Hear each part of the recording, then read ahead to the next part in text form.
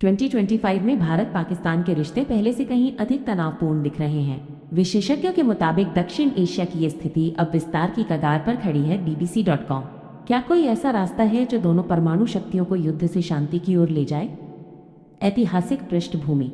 1947 में ब्रिटिश भारत दो नए देश भारत और पाकिस्तान में बंट गया, जिससे मानव इतिहास के सबसे बड़े पलायन और दंगों की शुरुआत हुई। अलजजीरा.com। उसके बाद दोनों देशों ने कश्मीर को लेकर कई जंगें लड़ी। प्रमुख घटनाएं हैं 1947-48 कश्मीर पर पहली लड़ाई, जिसमें तब का प्रजासंघ समावेश विवाद बना। 1965 भारत पाकिस्तान द्वितीय युद्ध। 1971 भारत पाकिस्तान तृतीय युद्ध। पूर्वी पाकिस्तान में बनी बांग्लादेश की स्वतंत्रता। अलजजीरा.com। इसके बाद 1972 में शिमला समझौते में दोनों नेता मिले और युद्ध विराम तथा लाइन ऑफ कंट्रोल LOC को मान्यता दी। अलजजीरा.com। 1999 कारगिल जंग। पाकिस्तानी बलों ने भारत की LOC पार घुसपैठ की, जिसे भारत ने पीछे धकेल दिया। अलजजीरा.com। 2016 उरी हमला। जम्मू कश्मीर में जैश ए मोहम्मद के 4 आतंकवादियों के हमले में 19 भारतीय जवान शहीद हुए। en.wikipedia.org। 2019 पुलवामा हमला।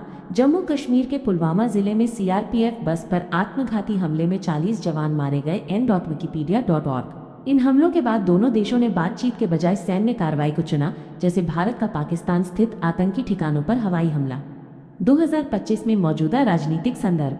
अप्रैल 2025 में पाकिस्तान के कब्जे वाले कश्मीर में पहलगाम में हुए आतंकी हमले में 25 भारतीय, एक नेपाली सहित की मौत के बाद भारत ने ऑपरेशन सिंदूर की शुरुआत की। BBC.com।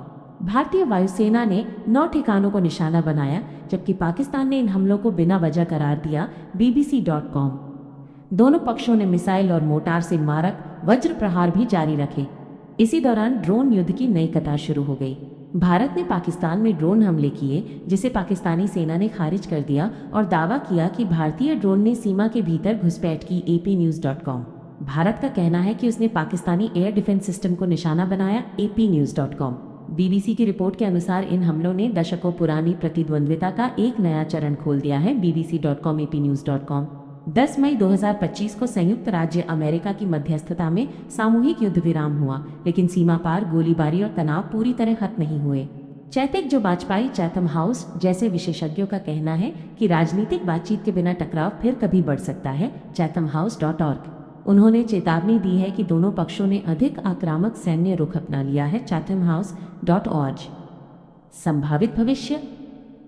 सहयोग के रास्ते। इतने संकट के बीच भी संभावनाएं टली नहीं हैं।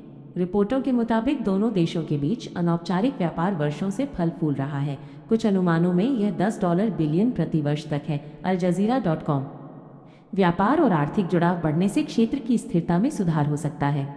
इसी तरह आम नागरिक स्तर पर पर्यटन और सांस्कृतिक संपर्क को भी बढ़ावा दिया जा सकता है। उदाहरण के लिए दिल्ली लाहौर के बीच चलने वाली दोस्ती बस आम लोगों को जोड़ने का एक प्रतीक है। Euronews.com। विशेषज्ञों का मानना है कि जब तापमान बढ़ रहा है और प्राकृतिक आपदाएं आम हो रही हैं, तब जलवायु परिवर्तन, आपदा प्रबंधन और सार्वजनिक स्वास्थ्य जैसे क्षेत्र में सहयोग दोनों के लिए फायदे का सौदा हो सकता है। m.economictimes.com। आर्थिक विशेषज्ञ भी कहते हैं कि बढ़ता व्यापार शांति की नींव रखता है। यदि व्यापार को द्वेष का हथियार न बनाकर सहयोग का साधन बनाया जाए तो दोनों देशों में शांति की मांग मजबूत होगी। m.economictimes.com। निष्कर्ष और आपका प्रश्न। इतिहास में कई बार शांति की राह चुनी गई और कई बार लड़ाई जारी रही। आज भी विकल्प मौजूद हैं, चाहे सीमित व्यापार हो, पर्यावरणीय समझौते हो या सांस्कृतिक आदान प्रदान। लेकिन राह चुनना राजनेताओं के साथ जनता पर भी निर्भर है।